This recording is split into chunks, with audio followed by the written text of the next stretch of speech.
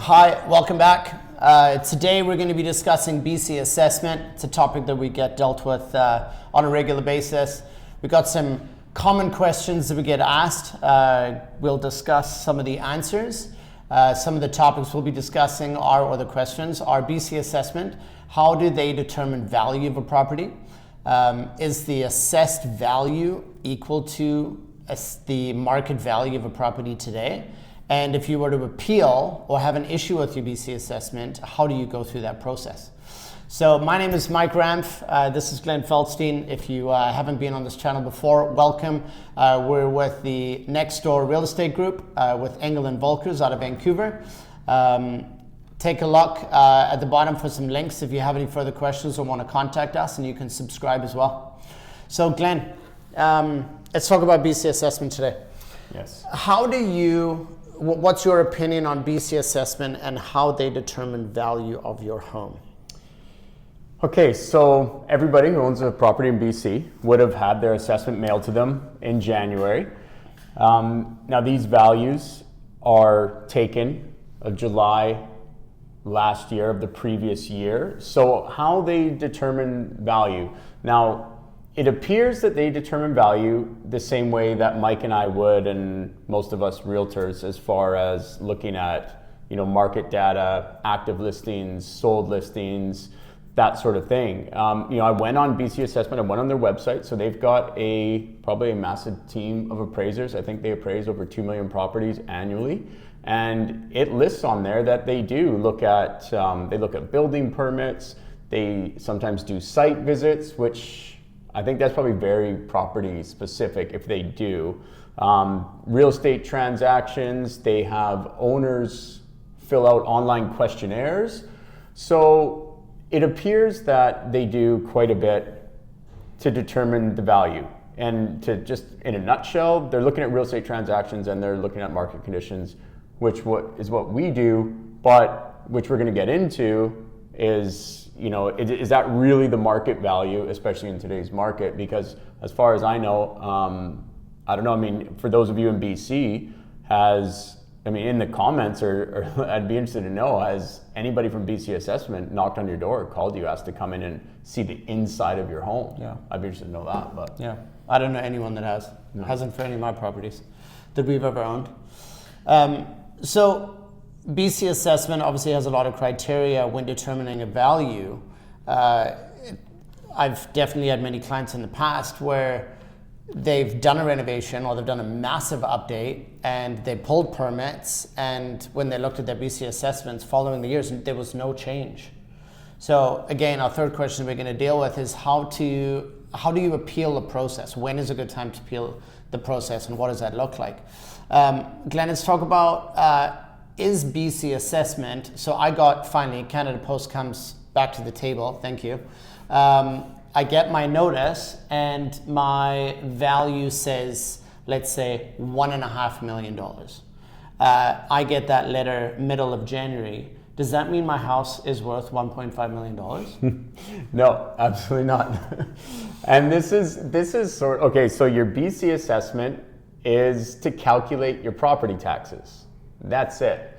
But a lot of people, they want to make that correlation. They look at it as though it's the actual value of their home. And while it's probably in the ballpark to some degree, in January, things are very different. From 6 months ago. Yeah, so I think if you have no intention of selling your property and you get your assessment, you're like, oh, my assessment went up or down, it's worth around this much, then that's fine. But if you're looking at your assessment and you're thinking about selling your property and you're like, I want assessed value, I want more than assessed value and that sort of thing, then that's when we have to push the assessed value to the side, because it's not exactly what's happening today. Yeah. And as we know, it's probably very unlikely that any appraiser from BC Assessment walked through your property to see all the renovations that you've done that they're not going to find online that's going to add a lot more value. So yeah, when we're looking at a property, I very rarely will actually look at the BC assessment before I walk into a property to determine value. We're going to look at lot size, what just sold recently, upgrades, similar layout, we take into account so much more. So was it a 3-bedroom house with all bedrooms on the same level, or is a primary bedroom upstairs and the 2 bedrooms are in the basement? That house is not going to get as much as a 3-bedroom all on the top level. So we take into account so many more factors when valuing a property. And to be honest, I'm not looking at sales that happened in the middle of last year. I'm looking at sales that happened last week, this week, the active listings that are on the market today. What is the competition? There's so many different factors. We'll sit in front of our computer for hours trying to determine what the value of a property is today. And then we go into a property, what is the layout? What does that look like? Are there shag carpets or are we hardwood floors? There's many different aspects. One part of BC assessment that I do put a lot of value on is actually the value of land. Value of land is a lot more easier to determine value. It's a little bit more consistent. It's harder to determine what the improvement, the actual house or the condo is actually like. There's a lot of gaps. So we have different strategies and a lot more detailed strategies to determine a value of a property in today's market. So don't get disheartened if your BC assessment isn't where you think the value is. We'll look at that in more details and we'll explain the process. So Glenn, the last question we want to talk about, if your BC assessment number goes up, does that necessarily mean you pay more taxes? Not necessarily. Okay. So if your assessed value went up, it's going to show on the notice that you get, it's going to say a percentage. So then you can go online, there should be a link there as well. You can go online and you can see what the average increase in value was for your area. Now, if your value went up more than the average of the area, then it is likely that you could be paying more property taxes. But if you're within that average, or you're at or below that average for the area, then it's not likely that your property taxes are going to increase. So if your BC assessment went down for your property, is that a bad thing?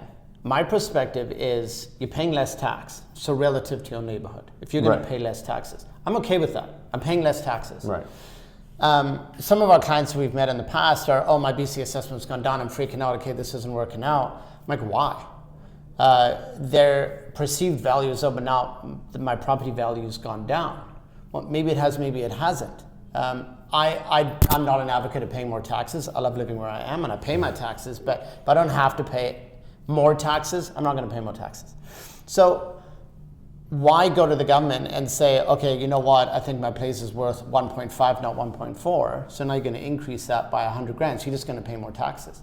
I've only actually had one client in my whole 20 years in the business feel it was a strategic move to increase their taxes, and I actually appreciated where he was coming from. It was a luxury property on the west side of Vancouver. He spent a $2 million on a renovation, and the lot next door sold at the beginning of the year prior that really did prove that his value of his land was worth more. So he said to me, he's like, Mike, I'm thinking of selling, but our BC assessment and our asking price, there's a massive delta between the two. So when you are preparing an offer, you've come through the house, now you want to write an offer on it, you look at the BC assessment and there's a 50% discrepancy between BC assessment and asking price, that causes some concern for a buyer. That's a big difference. Now you're making the news and Daily Hive is putting in an article like, oh my goodness, you listed this property at twice the BC assessment. These guys are donkeys, they don't know what they're doing. I'm like, okay, I see where you're coming from. So he was strategic. He waited till the moment that he wanted to sell to try and increase his BC assessment to prove his value was worth more, so you didn't have this discussion when an offer came in. So we went to BC assessment, we helped him appeal it. Okay, let's increase the value of the land, easy, and then let's show them we did a $2 million renovation. Although this appraiser was supposed to be looking at their permits, he didn't. He didn't know that he spent $2 million on a reno. So with the increase in the price of the land, the increase in the reno, now the delta between the asking price and the BC assessment was more aligned.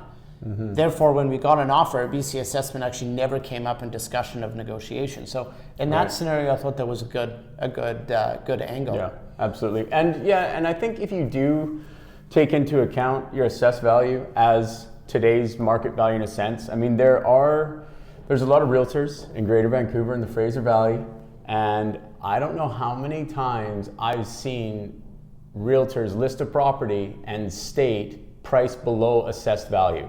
So if you're thinking that assessed value is market value, there's probably a reason. It's probably because you read it somewhere. And those realtors who mention a listing being priced below assessed, they probably aren't mentioning when it's priced above assessed. Okay, so it's a silly little tactic there. So I think, look, if you got any questions about BC assessment, we're here to answer them for you. Does BC assessment equal market value? The answer is no. No. Great. Thank you very much. Don't forget to subscribe. Thanks.